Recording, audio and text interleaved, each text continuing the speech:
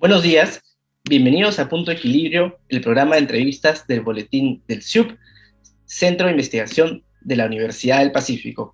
Mi nombre es José Ignacio Cabrejo Portocarrero y hoy día estamos con Carlos Parodi Trece. Carlos es profesor de nuestra Facultad de Economía y Finanzas, además de investigador del CIUP y profesor de nuestra Pacifico Business School y la Escuela de Gestión Pública. Y con él vamos a conversar acerca de alternativas y soluciones a la crisis que está atravesando el Perú, una crisis que se refleja en diversos sectores. Bienvenido, Carlos. Muchas gracias, Ignacio, por la oportunidad. Estoy a tus órdenes. Carlos, hace pocos días, como todos sabemos, el gobierno del presidente Castillo envió al Congreso un proyecto de ley para realizar un referéndum y viabilizar de esta manera una asamblea constituyente para cambiar la constitución política que tenemos hace ya casi 30 años. ¿Qué efectos tiene esta medida planteada sobre nuestra economía a mediano, a largo plazo, a corto plazo? Gracias por la pregunta. Mira, lo primero que hay que decir es que una sugerencia general para todos los ciudadanos es primero leer la Constitución. Hay que leer la Constitución, ese es el paso número 1. El paso número 2 es preguntarse, ¿qué cosa que quiero hacer no se puede hacer con esta Constitución? Eso nos va a dar una idea exactamente de qué cosa es lo que se quiere cambiar.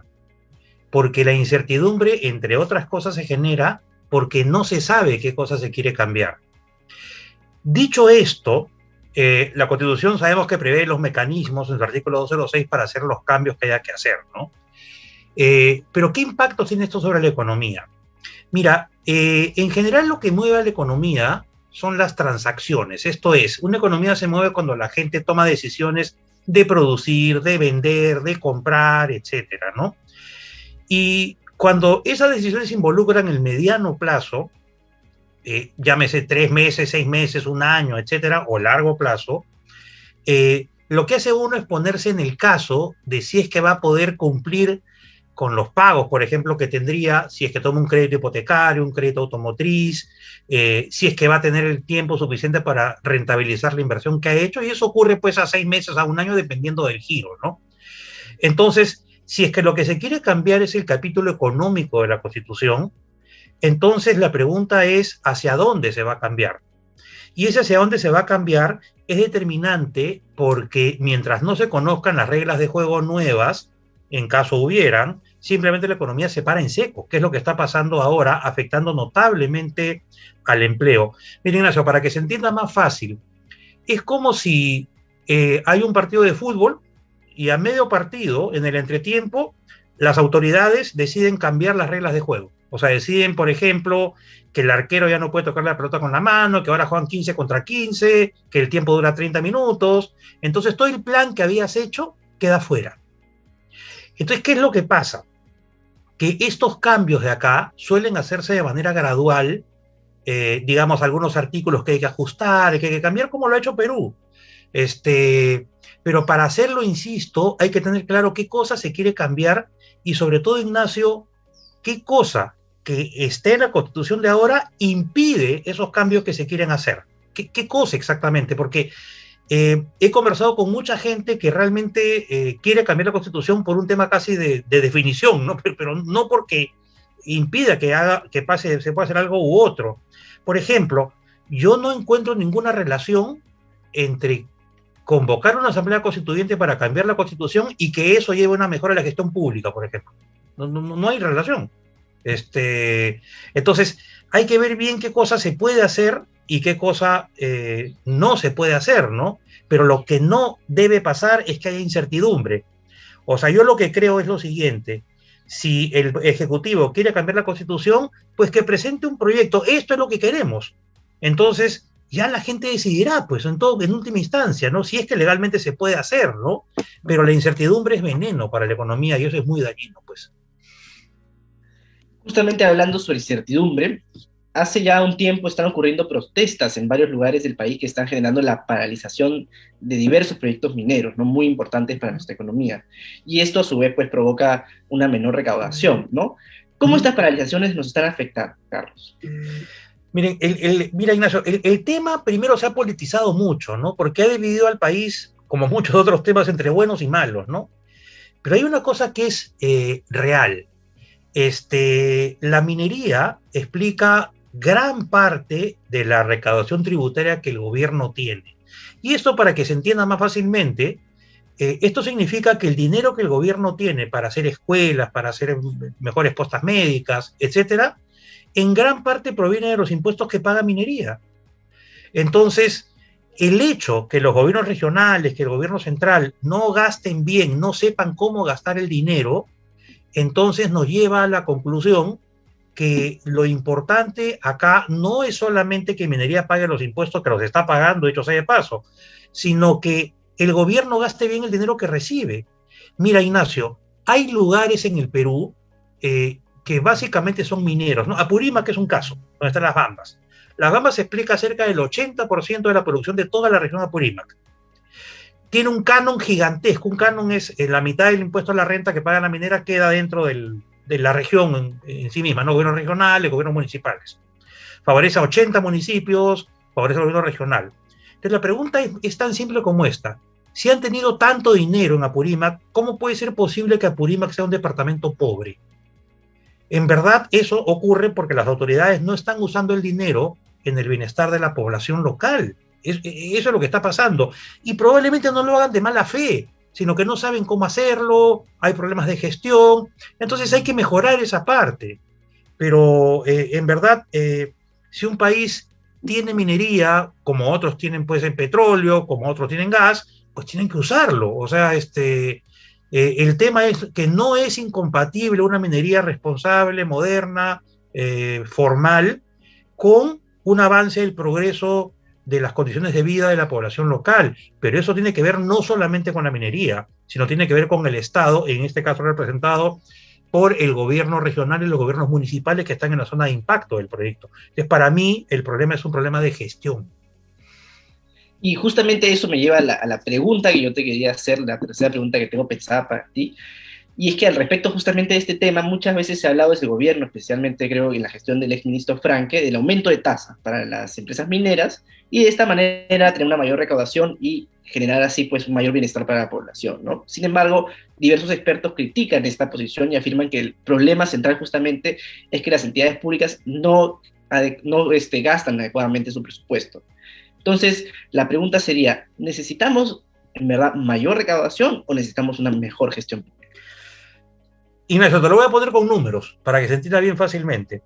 El proyecto que envió el exministro Pedro Franque al Congreso para solicitar facultades legislativas, lo que decía era que, entre otras cosas, iban a subir los impuestos a las mineras y a otras personas naturales, etcétera, porque tenían como objetivo recaudar 12.000 millones de soles al año más que iban a servir efectivamente para escuelas, para postas médicas, etcétera.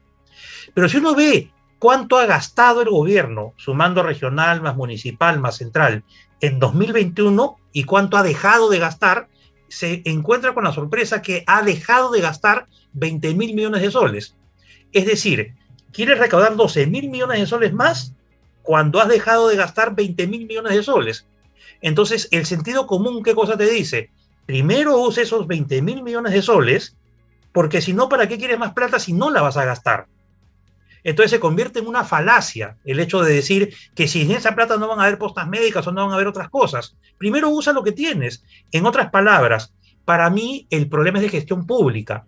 Y por esa razón es que yo creo que hay partes de la reforma tributaria que son entendibles. Por ejemplo, eliminar la evasión tributaria. Todos estamos en favor de eso. Pero subir los impuestos en un contexto en que, digamos, la economía recién se está recuperando, no es una buena idea, ¿no? Eso lo entiende, y lo digo con todo respeto, a un estudiante de economía de segundo año. Entonces, la realidad de las cosas es que, claro, si por un tema ideológico quieres castigar al que más tiene, ya es un tema ideológico, y cuando entramos en tema de la ideología, Ignacio, ya convertimos el asunto en un tema de una religión o de una creencia, ¿no? Y yo ahí ya no tengo nada que decir, o sea, simplemente yo digo, si aquí vas a recaudar 12 y no has gastado 25, entonces ¿para qué quieres esos 12 ahora que la economía recién se está recuperando? No entiendo. Para mí es un problema de gestión. Exacto, ¿no? Y justamente hablando de la recuperación que está viviendo el país poco a poco, estamos saliendo del problema que generó el COVID-19, está el tema de los bonos, ¿no? Los bonos o las transferencias directas que otorga el Estado y la regulación de precios para los productos de primera necesidad. ¿Estas son soluciones para la pobreza que están enfrentando actualmente 3 millones de peruanos? Desde mi punto de vista, la respuesta es no. Y quiero ser muy claro por qué. Primero, para poder entregar bonos, lo primero que necesitas es tener una buena base de datos para ver a quién entrega los bonos. Y Perú no tiene una buena base de datos. Y ese es el primer problema que enfrenta. Por eso es que uno ve que le llegan los bonos a personas que no lo necesitan, o al revés, ¿no? Dejan de recibir el bono gente que sí lo necesita. Entonces, lo primero que se requiere es una buena base de datos. Lo segundo es, ¿la tienes o no la tienes? No la tienes. Entonces, ¿qué cosa podemos hacer? Por ejemplo, podríamos, y lo pongo como ejemplo simplemente como idea, lo que podría hacerse es lo siguiente. Veo, ¿cuánto voy a gastar en los bonos? Tanto. Ok. No es una solución permanente porque implica gasto por parte del gobierno, el gasto que viene de los impuestos de los pocos que pagamos.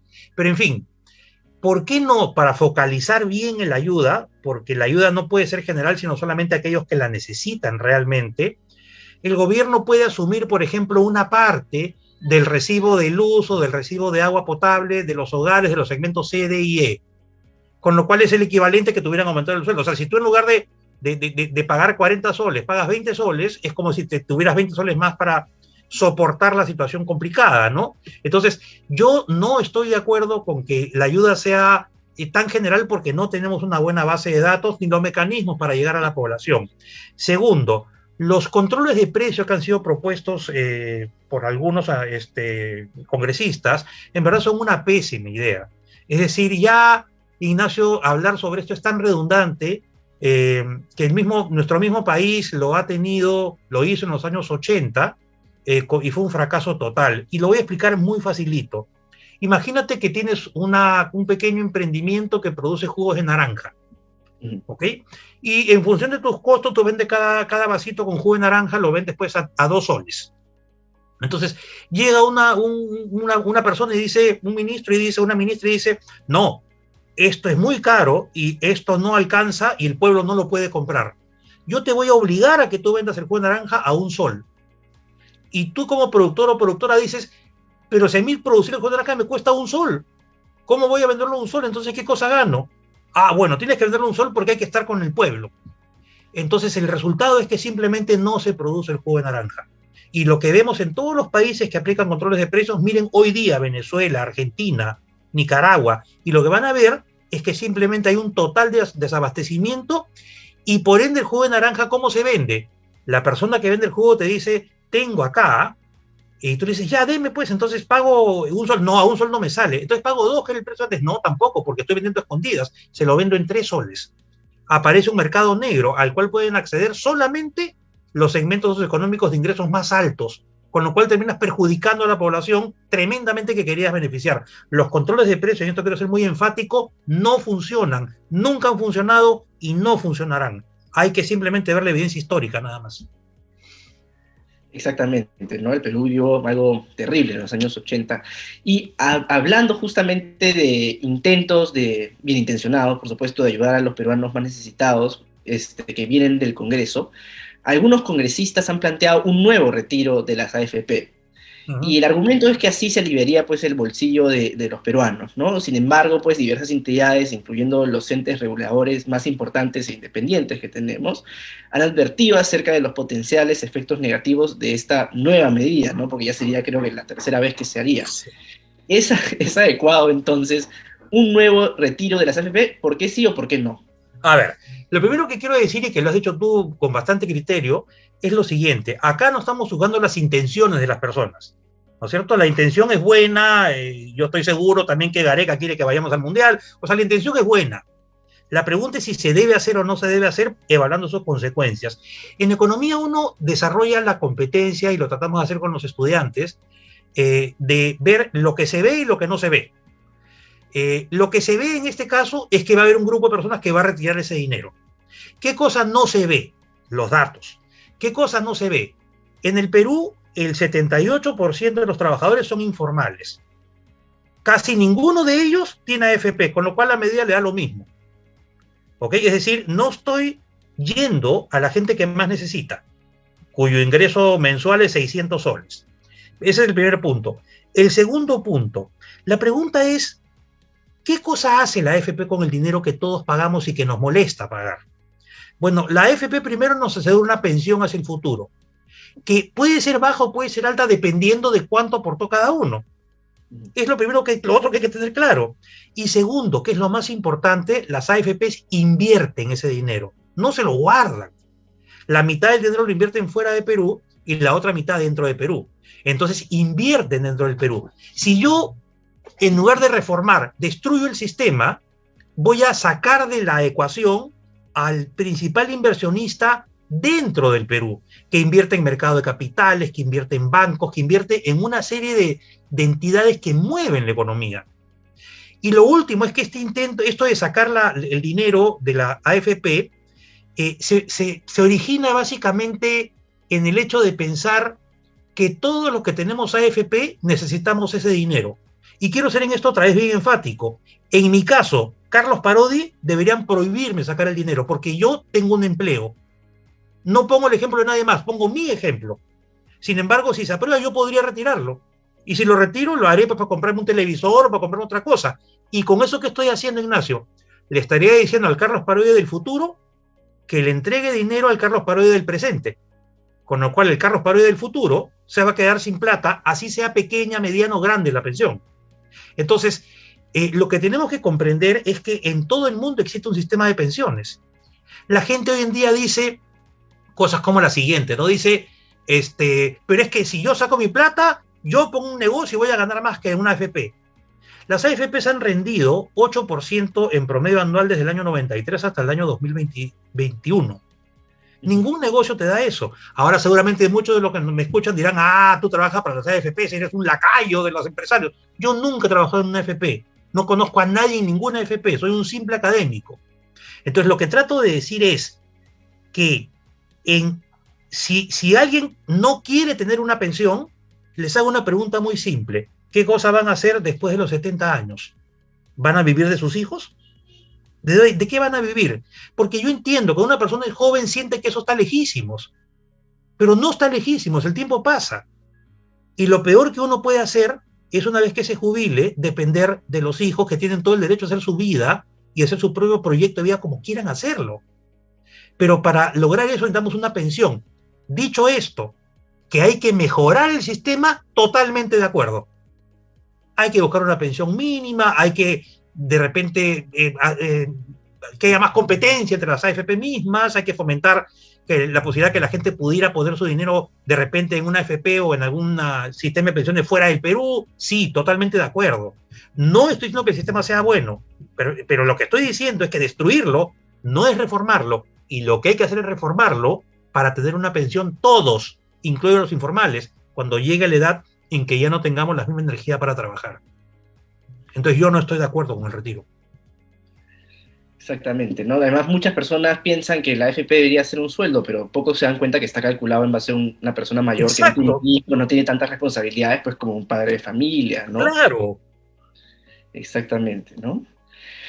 Y Carlos, quisiera ya pasar a algo más internacional, que igual nos afecta, ¿no? Que es la guerra entre Rusia y Ucrania, que continúa, a pesar de que ya han pasado 2 meses, ¿no?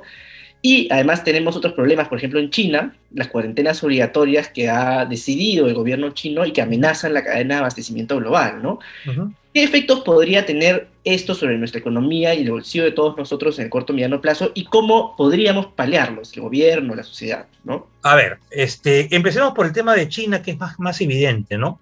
China, no más evidente, sino que hay más data en este momento. China produce el 20% de la producción que todo el mundo hace. Es el principal comprador de metales y de un montón de cosas en todo el planeta. ¿Ok? Y China tiene una política para manejar el COVID llamada COVID-0. Esto quiere decir que ellos detectan unos cuantos casos en determinada ciudad y simplemente la encierran en cuarentena, pero de esas durísimas, como la que vivimos nosotros en el año 2020. ¿Ok? Y eso para la economía china.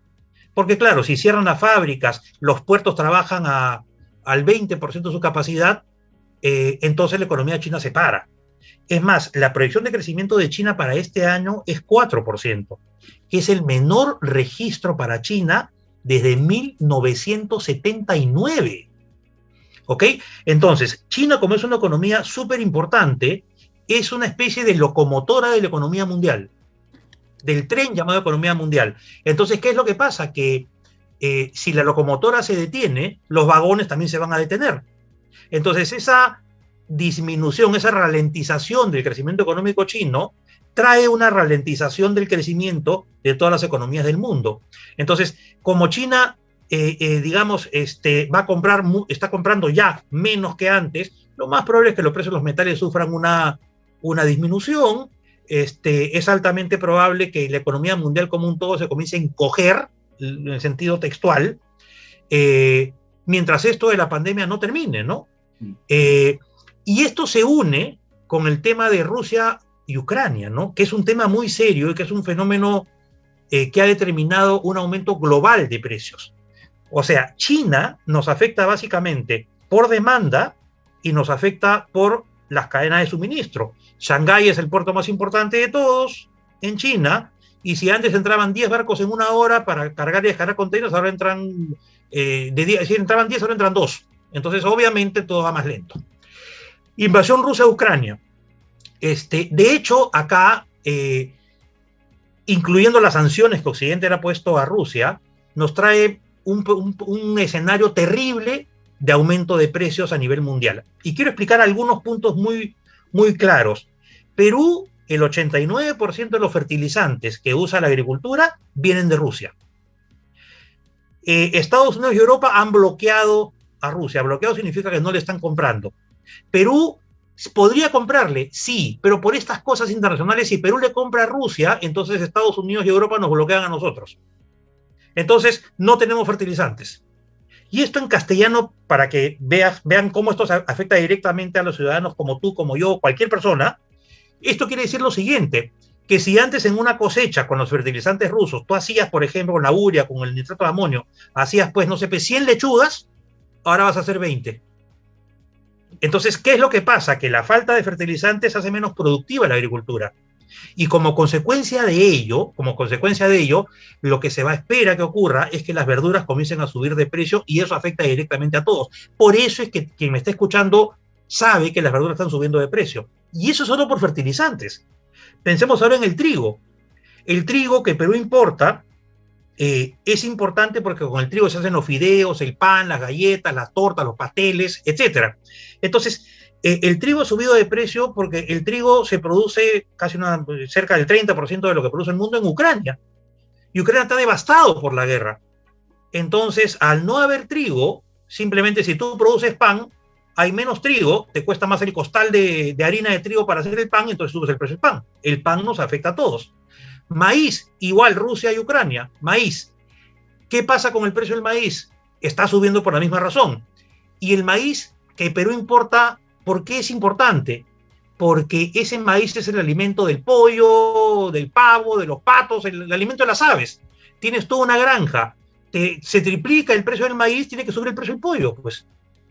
Entonces, si podemos seguir toda la mañana con esto, porque hay muchos productos, se suman petróleo, suman gas, hay muchas cosas que están subiendo de precio y es un problema mundial. Entonces, la pregunta es, ¿qué cosa podemos hacer para aliviar la situación, primero a nivel macro y después a nivel familiar, ¿no?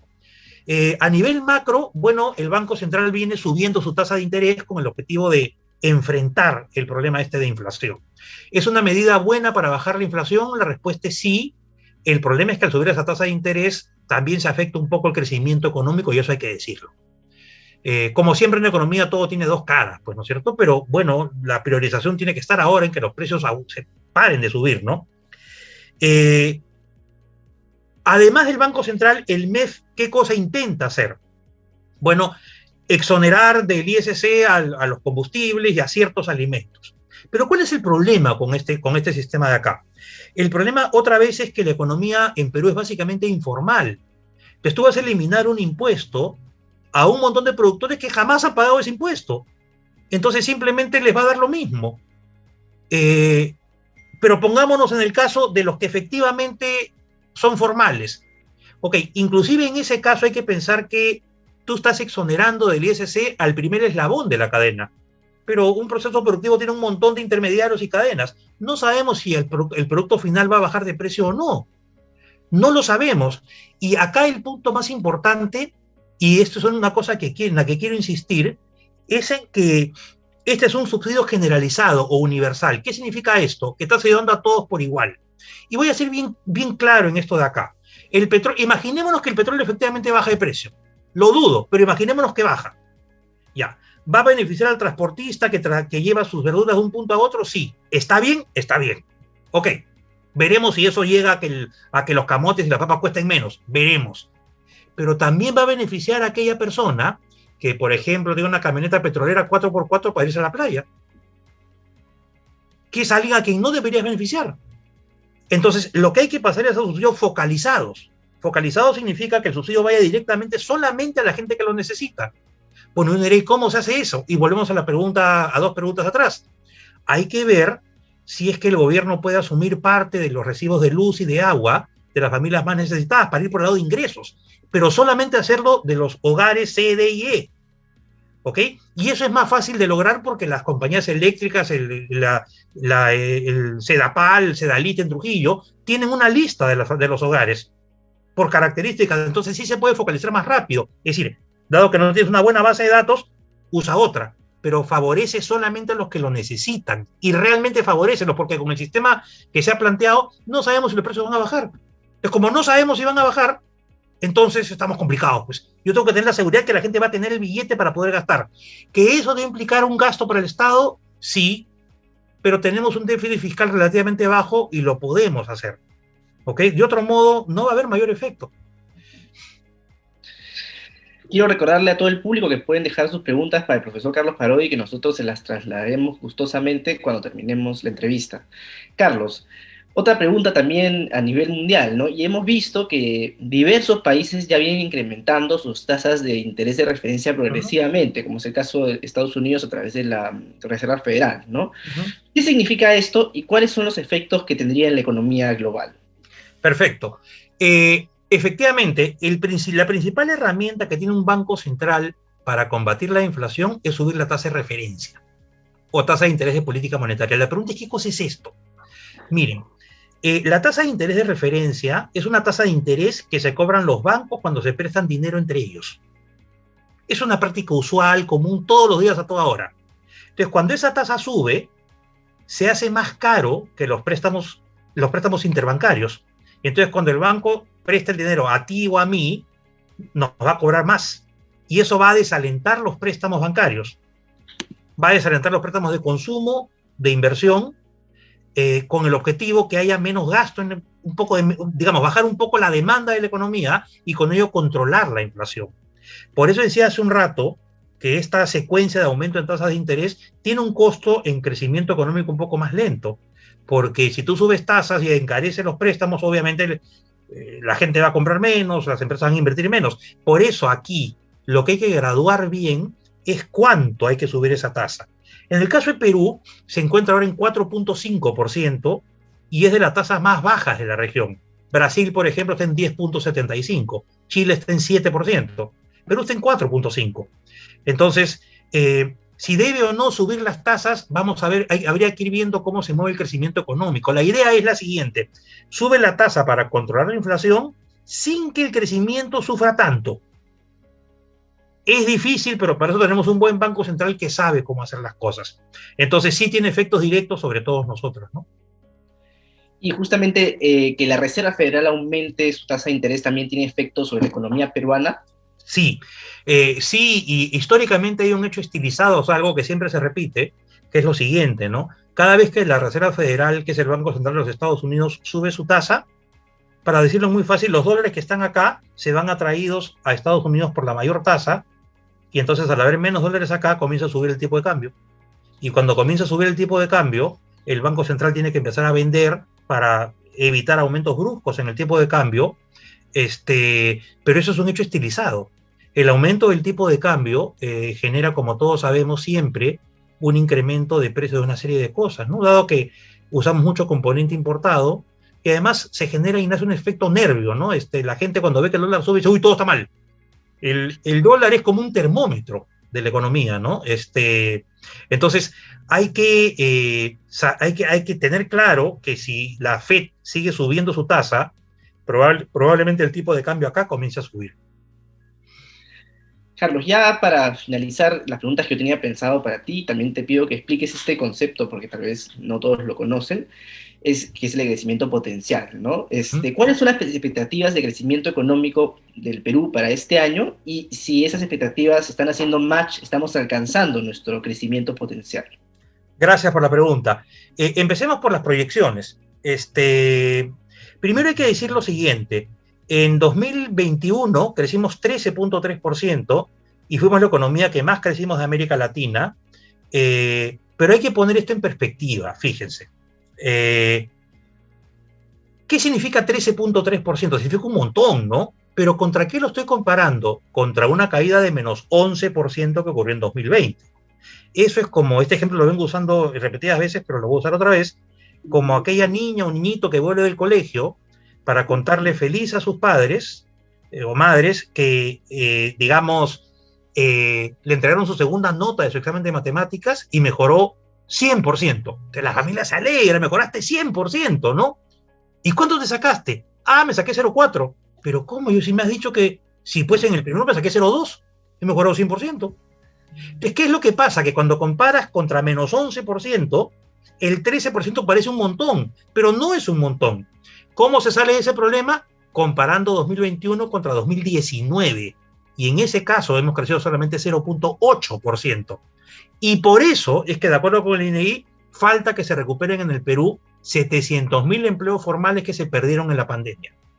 Dicho esto, ¿cuál es la proyección de crecimiento económico para este año? Y eso lo enganchamos con crecimiento potencial en un segundo. Mira, hay diferentes proyecciones, pero las proyecciones que creo que se acercan más a la realidad, y sería complejo explicarlo en una entrevista, pero básicamente es 2.5, 2.6 de crecimiento para este año. Muy bajo. Porque, ¿cómo sé si un crecimiento es bajo o alto? Lo sé porque lo comparo contra lo que se llama crecimiento potencial. ¿Qué cosa es el crecimiento potencial? Primero es un concepto teórico, que lo que mide es cuánto podría crecer la economía en las circunstancias actuales si usara bien los recursos, si el Estado gastara el dinero que tiene, si es que hubiera mejor uso de recursos a nivel privado, etcétera. Es decir, ¿cuál es el máximo que tú puedes crecer en condiciones adecuadas sin necesidad de crear problemas o desequilibrios en otras áreas? Y hay dos maneras de calcularlo. Primero, en función de lo que pasa hoy día exactamente, y segundo, en función de lo que en los últimos 10 o 15 años has podido crecer como crecimiento estable, ¿no? Antes de dar el número, esto es igualito, ¿sabes a qué, Ignacio? A que uno se haga la pregunta, ¿y cuánto puede volar un avión cuando agarra la velocidad crucero? O sea, cuando ya subió, ¿en cuánto puede ir? Algunos van a 700 kilómetros por hora, otros a 900, que son más potentes. Cada uno tiene su propia velocidad. Bueno, la velocidad peruana para crear empleo sin crear desequilibrios, es decir, su crecimiento potencial es 5% al año. Quiere decir que cuando crecemos menos de 5% al año, no se va a crear el empleo que necesitamos. Y si uno mira el crecimiento económico peruano en los últimos 15 años y saca esto del rebote estadístico de 2021, la verdad que hemos estado siempre por debajo de 5. Y eso explica por qué hay poca chamba en el país, que es el clamor popular. Y para aumentar ese empleo y ese crecimiento potencial, necesitamos que la inversión aumente. Y esa es la gran tarea, ¿no? Carlos, quisiera trasladarte unas preguntas del público. Claro. Nos pregunta Miguel Valdivia, ¿cuál es la salida entonces para la compra de fertilizantes, ¿no? ¿Con qué los podemos reemplazar? Supongo que se refiere. Claro que sí. Gracias, Miguel, por la pregunta. Es de respuesta difícil. Hay fertilizantes en otros países, Bolivia es un ejemplo, pero no tienen la calidad de los fertilizantes que provienen de Rusia. Este es un problema mundial. Es decir, ¿vamos a lograr fertilizantes de otros lados? Probablemente sí. Pero volviendo al ejemplo, si es que tú, por ejemplo, con los fertilizantes rusos producías 100 lechugas y sin fertilizantes produces 20 lechugas, con fertilizante de otro país puedes llegar a 40 o a 50. Lo que te está diciendo esto es que o mejoramos en algún otro país del mundo la producción de urea, de nitrato de amonio, o vamos a tener un aumento de precios. Fertilizantes, insisto, se pueden conseguir. Ahora, el gobierno inclusive ha dicho que va a ser una planta de fertilizantes. Bueno, pero eso toma tiempo, pero cuando eso esté listo ya acabó la guerra, pues. Entonces, necesitamos ahora fertilizantes y hay que aceptar que va a haber, digamos, escasez durante todo este tiempo. Y ¿sabes qué, Miguel? Eso es lo que me hace pensar a mí que la inflación todavía se va a quedar a lo largo de este año en niveles de 7-8% anual. ¿Ah? Todavía no creo que se logre volver a la inflación neta, ¿no? Edson Gómez nos pregunta, ¿qué implica cuando calificadoras internacionales como JP Morgan anuncian, por ejemplo, que aumentó el riesgo país del Perú? Muchas gracias, Gerson, por la pregunta. Buena pregunta. Miren, vamos a poner una cosa bien simple. Cuando cualquiera de nosotros va a un banco a pedir un préstamo, el banco lo que entra es una central de riesgo llamada, la principal es Infocorp, y dice, esta persona tuvo préstamos tal año, tal año, tal año, y sí pagó bien, es un buen cliente, le cobro una tasa de interés baja, le voy a poner una nota de 0 a 20, tiene 18 como cliente. ¿Eso qué significa? Tasa de interés baja y plazos largos para pagar. A nivel mundial pasa exactamente lo mismo, solo que quienes se encargan de esto son las calificadoras de riesgo como Standard & Poor's, como JP Morgan, como Fitch, como Moody's. Entonces, ¿qué es lo que hacen? Le ponen una nota al gobierno del país en función de si ve que el país va a poder pagar en el futuro o no su deuda. Entonces, ¿qué ha pasado? Lo que ha pasado es que en el caso de Perú nos han bajado de 16 a 13. Estamos aprobados todavía, ¿ok? No estamos tan mal, pero acá hay dos preguntas. Uno, ¿por qué nos han bajado? Y dos, ¿qué impacto tiene sobre nosotros?